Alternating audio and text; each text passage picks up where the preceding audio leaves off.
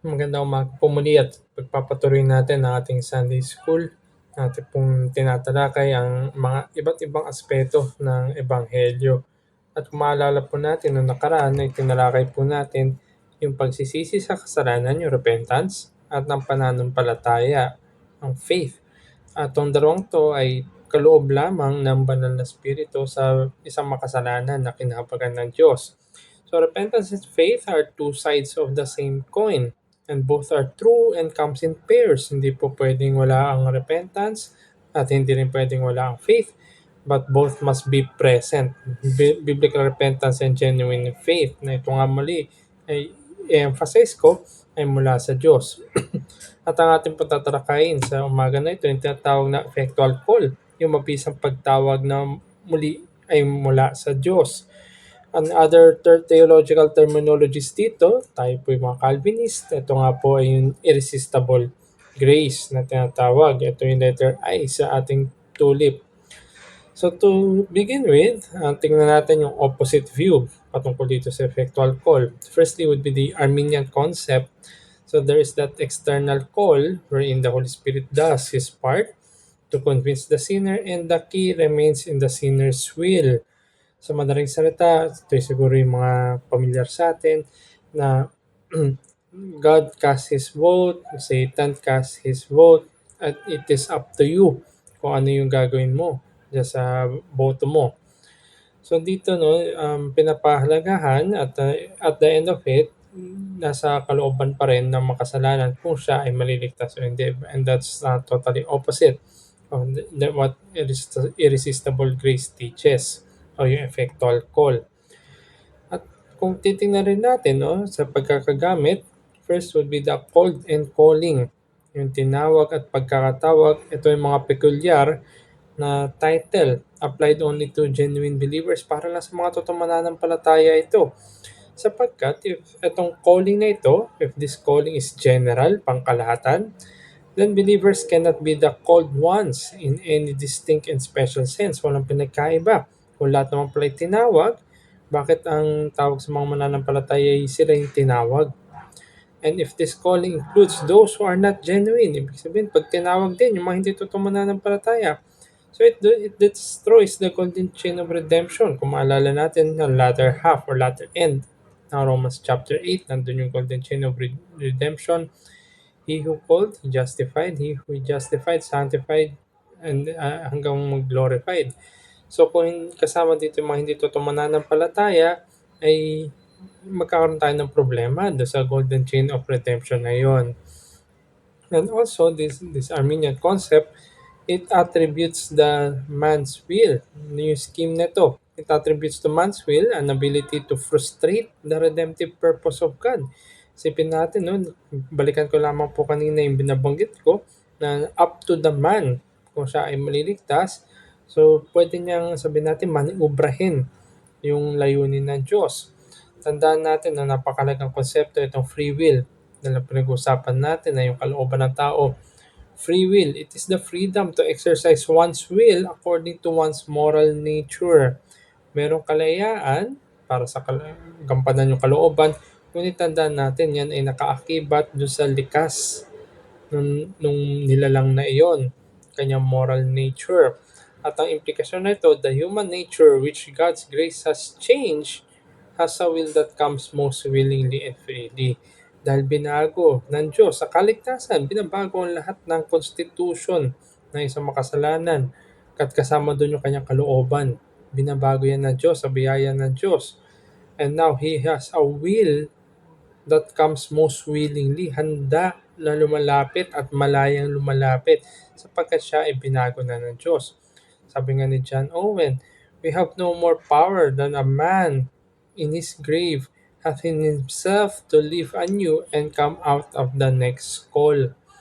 Kung maalala ko po, no, sinabi dito kasi ni John Owen, kung nabanggit niya yung salitang grave, kung maalala natin sa mga account sa Ebanghelyo, isa doon yung pagkamatay ni Lazarus. Sabi ng ating Panginoon, Lazarus, come out. Tandaan natin si Lazarus, patay na. Ilang araw na rin siya na namatay. Pero ang sabi ng Panginoon, come out. At then and there, lumabas si Lazarus buhay. So ganito rin yung kalooban ng tao. Dahil sa kanyang pagkakasala, wala siyang, sabihin natin 'no, hindi niya kaya, he is not, cannot make that moral choice na anything Godward. Ngunit sa oras na siya'y tawagin ng Diyos, siya ay nabago, siya ay lalapit at palapit tungo sa buhay, palapit tungo sa liwanag, tungo sa ating Panginoong Kristo. So in order to understand effectual calling na yung mabisang pagtawag ng Diyos, we must comprehend the implication of the doctrine of the total depravity and how it relates to the doctrine of original sin. So, napakahalaga na maintindihan natin, meron tayong sound comprehension ng mga doktrina na ito dahil dito nakakibat ang mabisang pagtawag ng Diyos, total depravity, and how it relates to original sin. So, unahin ko siguro yung latter part, yung original sin. Gamitin natin, sabi sa Kitch Catechism, question 22, wherein consists the sinfulness of that estate whereunto men or man fell. Saan daw yung kinahulugan ng tao? Sa sagot ng Catechism, question 22, the sinfulness of that estate whereunto man fell consists in the guilt of Adam's first sin, the want of original righteousness, and the corruption of his whole nature, which is commonly called original sin, together with all actual transgressions which proceed from it. So, ang sagot dito, yung original sin, ito yung consequences. Yung pagkakasala ng unang kasalanan ni Adan, yung pagkakasala nun, the want of original righteousness, ibig sabihin, nahulog na, nawala na sa katwiran na iyon, and the corruption of his whole nature. So, out of his nature, yung kanyang legal state, which is guilty na siya, doon lalabas yung corruption, yung kanyang personal sin. At ito nga yung tinatawag na original sin. Kung babalikan natin, kung maalala po ninyo, ito yung ilang beses na rin natin nagamit sa ating mga prior studies, nung nagkasala si Adan, yung kanyang ginawa, yung kanyang kasalanan sa hardin. So siya ngayon ay na-pronounce na guilty. Tanda natin, si Adan ay tumatayo bilang representative, bilang federal head ng sangkatauhan in that garden sa pagkakagawa sa kanya. So, yung siya ay nagkasala, yung ginawa niya kanyang disobedience, transgression sa Diyos. Siya ngayon ay guilty, ito ay legal. Tandaan natin, no, legal aspect sa korte ng Diyos, it is either guilty or not guilty. Ganun din naman nag-work sa mga korte natin. At nandun din, dahil siya nga ay guilty na, meron siyang bumagsak ng estado, siya ay sabi natin kulang na sa katwiran, nandoon from his personal guilt, ngayon ay uusbong yung corruption. At doon sa corruption na yun, doon umusbong yung mga personal na kasalanan natin. Tandaan natin, no, original sin. It consists of two aspects. First is guilt. Ito yung judicial and legal. It describes man's relationship to the law of God. And secondly, yung corruption, ito yung makikita natin, guilt and corruption. Corruption, ito yung depravity. The moral nature fell as a result of imputed guilt. Tandaan natin, ibinilang yung pagkakasala ni Adan sa lahat ng kanyang posterity. So by default, lahat tayo, being under kay Adam, binila sa atin yung pagkakasala, yung guilt niya. And this depravity, itong corruption na to, this depravity is twofold. Ito ay makikita natin na itong depravity ito, yung una is the absence of that original righteousness. Wala tayong katwiran. At ang ikalawa, presence of positive evil. Ibig sabihin, hindi lang sa wala tayong katwiran, kundi nandun din yung ating sariling sins and sinfulness. Dahil sa corruption na yan, sa corrupt nature na yan, tayo, wala naman nagtuturo sa ating gumawa ng kasalanan, kundi kusa natin ginagawa yan sapagkat yun ang likas natin. Tayo likas na makasalanan, ang ginagawa natin ay kasalanan. So those things, those two things, pag sinabi natin yung depravity or corruption na yan, yung absence ng original righteousness and the presence of positive evil. Not only is depravity more mere deficiency, hindi lang ito pagkukulang. Hindi ka sabihin natin na may kailangan ng konting tulong, training. But hindi. Ang depravity na ito, it results in plunging of oneself into sin. Tandaan natin, pababa ng pababa ang depravity na yan. Ang palala ng palala ang kasalanan na iyan. So ito yung original sin. Ito ay binilang yung consequences nung ginawa ni Adan. Ito ay ibinilang sa lahat ng mga under kay Adam. At ang resulta niyan, yung ating corruption. Dahil nga yung guilt, yung legal status na Adan ay binilang sa atin, meron na tayo ngayon, guilty rin tayo sa korte ng Diyos. And out of that guilt, our moral nature is corrupted, depraved, absence of original righteousness, and the presence of positive evil. So now, let's go to the other doctrine, yung total depravity. Inuna natin yung original sin. Ngayon ay punta tayo sa total depravity. So let me make few clarifications regarding this doctrine. First, total depravity does not refer that man is so as depraved as he possibly can be. Hindi ibig sabihin na ito na yung isang tao ay yung sabihin natin final form na evil. No, it doesn't mean that. This does not mean that a sinner will commit or indulge himself in every form of sin or in the worst sins conceivable. Hindi ito ang ibig sabihin ng total depravity. Tandaan natin, no? Sa biyaya ng Diyos, inire-restrain pa rin niya yung evil at walang isang makasalanan na sabihin natin yung puspos na puspos yung tipong lahat na ng conceivable sin ay nasa kanya. Wala pong isang kasalanan na sabihin natin typified yung siya yung magiging avatar ng kasalanan. Hindi ganon. Hindi yan ang ibig sabihin ng total depravity. And second clarification, total depravity does not mean that man has no innate knowledge of God and can still discern between good and evil. Sinasabi lamang dito ng total depravity na hindi nito tinatanggal yung kaalaman ng tao na may Diyos. Hindi yung matatakasan. And even depraved as we are, sinful as we are, alam natin kung ano yung mga mabuti at masama. Alam natin na masama pumatay, masama magnakaw, at sabi natin, may mga pagkakataon din na nakaka-appreciate tayo ng beauty, aesthetics. Maganda yung mga tanawin, maganda yung isang bagay, maganda yung tao. Meron tayong, meron pa rin tayong faculty for that. And clarification number 3, ayan, yan na akin nabanggit. Total depravity does not remove the capability to appreciate good deeds or characters of others. Alam natin, na-appreciate natin pag ginawa tayo na mabuti. Pag nakita natin ibang tao na gumawa na mabuti sa iba, na-appreciate rin natin yun. So nandun pa rin, even that sinful as we are, we appreciate those things. At kung kaya, with these 3 clarifications, I will now give the definition of total depravity. The corruption inherited from Adam extends to every aspect of the sinner's nature. In short, lahat ng faculties natin ay nandoon yung marka ng kasalanan. Yung intellect natin, yung will, yung kalooban natin, yung even yung affections natin. Yung body, hindi natin mapagkakaila na tumatanda, humihina, nasusugatan, nagkakasakit. So that's just one aspect. Pero yung ating constitution, yung mga hindi nakikita physically, gaya yung talino natin, yung kalooban natin, even yung mga nararamdaman natin, those are marred and touched by sin.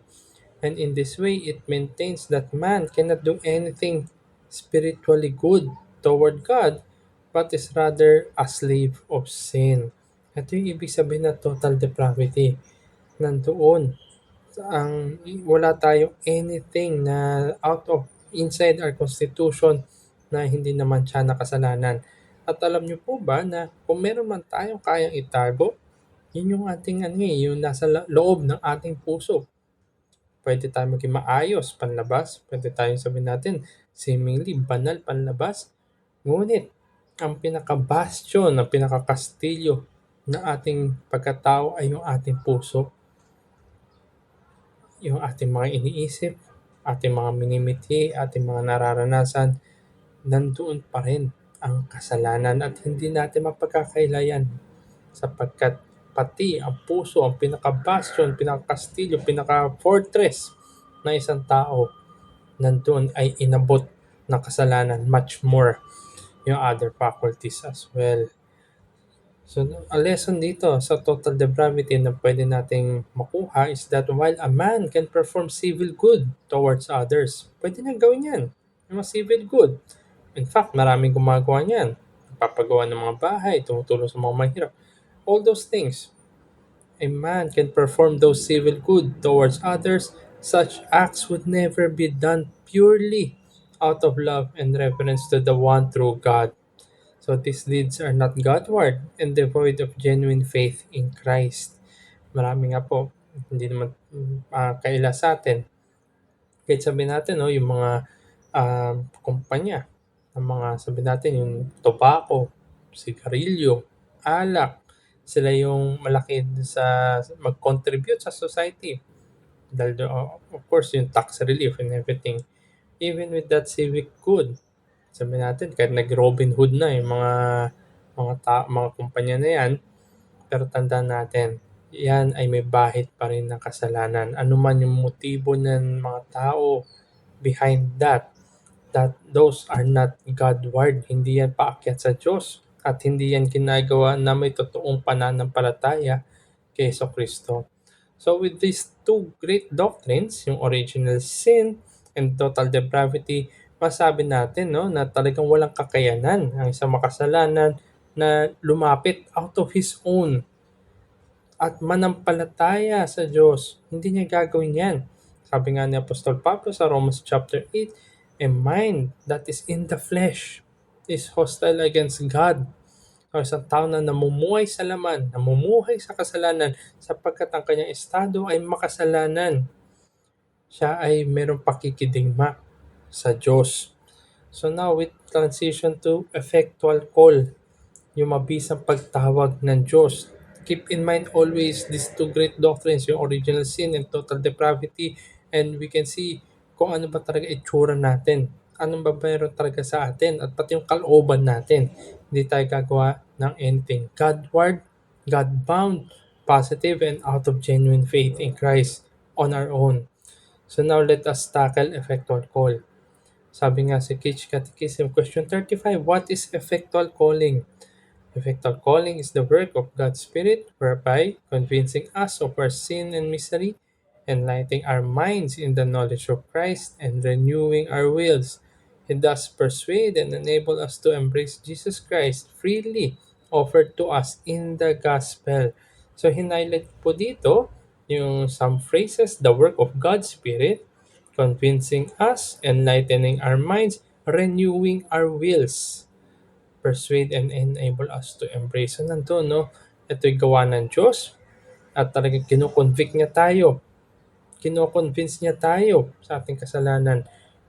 Binabago niya, pinapaliwanag niya ating kaisipan at sinasariwa, binabago niya yung ating kalooban. Tandaan natin, ang ating kalooban ay inabutan ng kasalanan. It is marred by sin.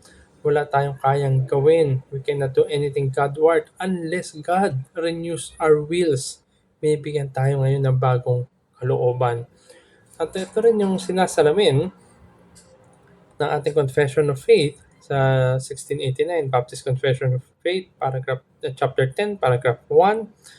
Those whom God hath predestined unto life, He is pleased in His appointed and accepted time effectually to call by His word and Spirit out of the state of sin and death in which they are by nature to grace and salvation by Jesus Christ, enlightening their minds spiritually and savingly to understand the things of God, taking away their heart of stone and giving to them a heart of flesh, renewing their wills, and by His almighty power determining them to what to that which is good, and effectually drawing them to Christ Jesus. Yet so as they come most freely, being made willing by His grace. So there's so much to unpack there.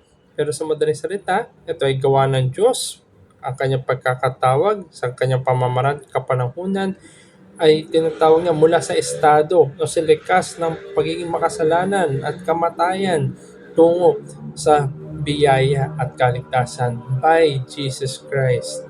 So nandun din na binabago niya ang kalooban ng mga makasalanan na ito, renewing their wills, at sa pamamagitan ng kapangyarihan ng Diyos ay binabago niya pati ang kalooban ng isang makasalanan at tunay nga inilalapit sila kay Heso Kristo. Nang sa ganun, they come most freely being made willing by His grace. So that is all of grace.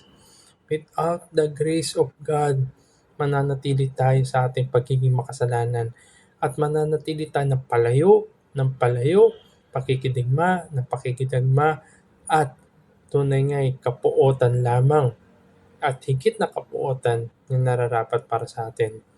Sabi nga sa Ezekiel chapter 36 verses 26 and 27, "And I will give you a new heart, a new spirit I will put within you, and I will remove the heart of stone from your flesh and give you a heart of flesh. And I will put my spirit within you and cause you to walk in my statutes and be careful to obey my rules." Out of this, no, hindi natin kayang gawin lahat ng yan sapagkat sabi dito ang puso natin ay bato, matigas. Kailangan tanggalin ng Diyos. Ang Diyos ang gagawa ng pagtanggal, ang Diyos ang gagawa ng paglalagay ng puso ng laman, at ng Diyos din ang mananahan sa pamamagitan ng kanyang espiritu sa mga kanyang kinahabagan. Na sa ganun sila ay makakalakad ayon sa biyaya ng Diyos. So with that, no, tingnan natin ano ba yung nature nitong effectual call na ito. The nature of effectual call. So una, it is an immediate act of God. Ibig sabihin ito ay instantaneous rather than a process, and it immediately secures the effect and also immediate operation of God on the individual sinner. Hindi yan yung parang inihahanda yung tipong sabihin natin, no? May paunang tawag, tapos ihahanda kita after X days or X years, and then sa atin kita tatawagin. Hindi, kundi ito'y sa appropriate time ng Diyos, kaparaan ng circumstance. Doon niya tatawagin ang isang makasalanan tungo sa kanya. I-operahan niya, tatagalin niya ang puso na bato at papalitan ang pusong laman. And the concept of this, yung immediacy, militates against sacramentalism. Yung ibig sabihin nito ay yung iba kasing systems of belief, nangangailangan na may tagapamagitan. Meron intermediary of some religious rituals or office, yung tipong sabi natin, you must undergo this ritual, then after this ritual, okay na. Or meron some sabi natin figure acting as an mediator. Parang halimbawa, no, tayo, lumaki tayo sa society na Roman Catholic, nandun, di ba, yung mangungumpisal, dadaan yung mga kasalanan mo sa isang tagapamagitan, yung pare, tapos siya rin magsasabi sa'yo kung ano yung kailangan mong gawin, and after that, napatawad na. Hindi ganun. Kundi ang pagtawag ng Diyos sa mga makasalanan, it is immediate, instantaneous yan. And secondly, supernatural in efficacy. Ibig sabihin, no, yung talaga mabisa yan, supernaturally out of our own. Di ba tayo, pag may sakit, umiinom tayo ng gamot. At dahil doon sa mga components ng gamot, kung ano meron doon sa gamot, ay nakakatulong sa sakit natin.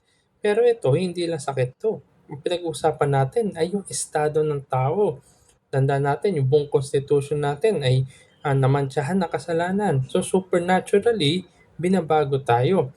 The effect is not secured by any natural means or human facilities, but by the power of God. Because of in our own, kung tayo lang, tandaan natin original sin and total depravity on our own ay walang hope, but it needs the power of God. And the effect is certain and absolute because it will not fail. Dahil ang Diyos ang tumawag. Sabi nga, di ba, He who began a good work in you will complete and finish it until the last day. At tandaan natin ating Panginoon, He is the author of our faith. He saves us to the uttermost. And tandaan natin, balikan natin muli parati, Romans chapter 8. Yung golden chain of redemption. Kung sino yung tumawag sa inyo, siya rin yung nag-aring ganap sa inyo, papabanalin niya kayo at ihanda kayo sa kaluwalhatian magpakailanman. Sigurado may katiyakan tayo, and that is an absolute because salvation belongs to the Lord.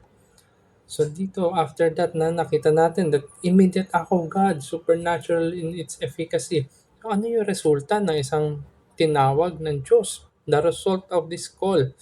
So one keynote dito is that the New Testament speaks of the call not only as a past act of God, but in terms of continuing results, nagpapatuloy at one time in your life, in your personal history, sa buhay natin. Kung ikaw'y mananampalataya sa buhay mo, tinawag ka ng Diyos, hindi yan one-time event lamang, kundi nagpapatuloy.